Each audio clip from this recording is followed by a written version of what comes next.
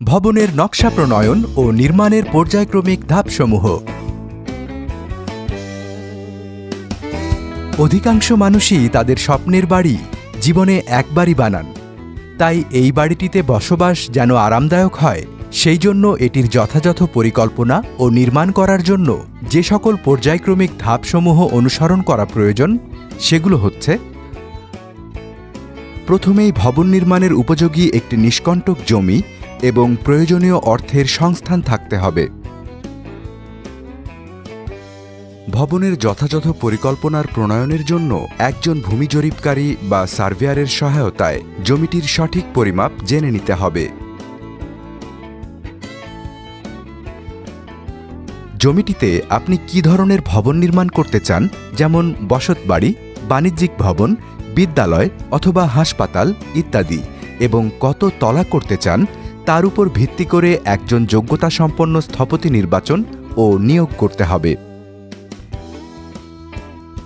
নিয়োগকৃত স্থপতিকে নির্ধারিত সাইট বা জমিটি দেখাতে হবে এবং আপনার ব্যবহারিক চাহিদার সঠিক তথ্য তাকে প্রদান করতে হবে। এরপর স্থপতিকে একটি প্রাথমিক নকশা বা ডিজাইনটি প্রস্তুত করে তা আপনার কাছে উপস্থাপন করার জন্য প্রয়োজনীয় সময় দিতে হবে। উপস্থাপিত প্রাথমিক নকশা বা ডিজাইনটি স্থপতির সাথে বিশদভাবে পর্যালোচনা করবেন।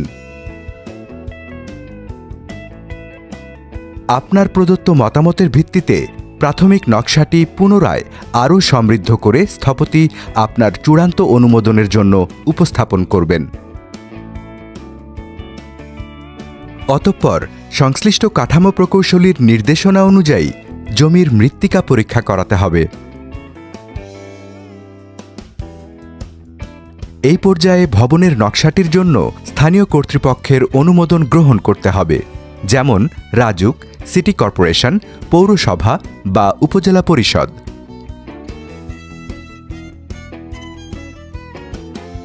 অনুমোদিত নকশা অনুযায়ী স্থপতি এবং সংশ্লিষ্ট প্রকৌশলীগণ ভবনটির বিশদ কনস্ট্রাকশন ড্রয়িং, স্পেসিফিকেশন এবং নির্মাণের প্রাক্কলিত ব্যয় বা কস্ট এস্টিমেট প্রস্তুত করবেন।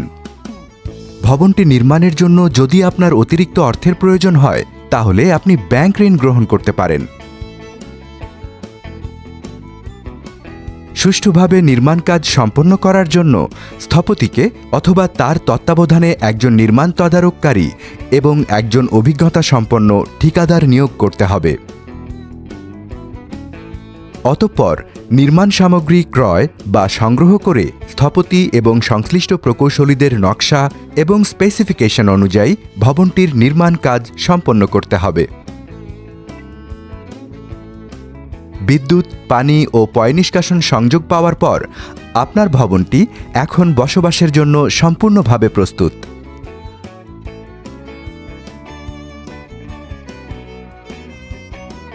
রাজুক ও চট্টগ্রাম উন্নয়ন কর্তৃপক্ষের অধীনস্থ এলাকায় নির্মাণ অনুমোদন গ্রহণের পূর্বে ভূমি ব্যবহার ছাড়পত্র, প্রতিটি তলা নির্মাণের সময় ইমারত পরিদর্শকের উপস্থিতি এবং ভবনের নির্মাণ সম্পন্ন হওয়ার পর বিদ্যুৎ, পানি ও পয়ঃনিষ্কাশন সংযোগের জন্য বসবাসের সনদ প্রয়োজন হবে।